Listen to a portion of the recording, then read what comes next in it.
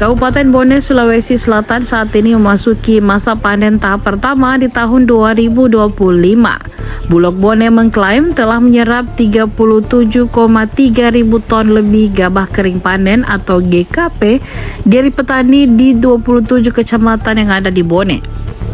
Penyerapan GKP tersebut dinilai Bulog Bone telah melampaui target yang telah ditetapkan terhadap kantor cabang Bone, di mana persentase target yang ditetapkan untuk kantor cabang Bone sebesar 32.235 ton. Sementara realisasi serapan gabah Bulog mencapai 37.000,3 ton. Jadi ada sekitar 116% pencapaiannya. Guna mengoptimalkan penyerapan gabah, Bulog Bone mengaku telah melakukan penambahan kapasitas gudang, yaitu dengan cara menyewa untuk 3 gudang dan 1 gudang filial milik pabrik Maklun. Hal tersebut diungkapkan Asisten Manajer Supply Chain dan Pelayanan Publik Bulog Bone, Andi Ishak, kepada Tribun Timur pada Jumat 18 April 2025. Andi Ishak mengaku lokasi ketiga gudang tersebut berada di Kecamatan Dua Bocoe dan Kecamatan Palaka. Selain itu, ia mengungkap di Kabupaten Bone terkendala dengan kurangnya pabrik penggilingan dan mesin pengering untuk menyerap semua gabah petani secara sekaligus. Dia berharap pemerintah setempat bisa menyediakan pabrik penggilingan gabah dengan kapasitas yang lebih besar lagi.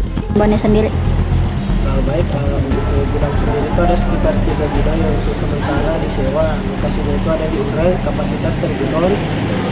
Gudang Pasiko juga ada sekitar 1.500 ton. Kemudian ada di Dua Bocong itu kapasitas 7 ton sementara. Dan sementara juga ada yang dipinjam pakai di Batu Gading, kapasitasnya sekitar 300 sampai 500 ton. Untuk petani mungkin ini sedikit. Ini kan sementara kendala kami di Bone itu karena pabrik penggilingan yang over kapasitas, di mana dryer yang ada di Kabupaten Bone itu tidak cukup untuk menampung semua produksi gabah di Bone. Jadi untuk petani himbauan kami itu mungkin untuk gabahnya dibawa ke rumahnya, jangan ditaruh di pinggir jalan. Jadi untuk padinya bisa mungkin dijemur atau diangin-anginkan. Untuk yang sudah didaftar dengan teman-teman babinsa kami di lapangan itu, Bulog pasti akan ambil bagaimanapun kondisi gabah yang ada di lokasi.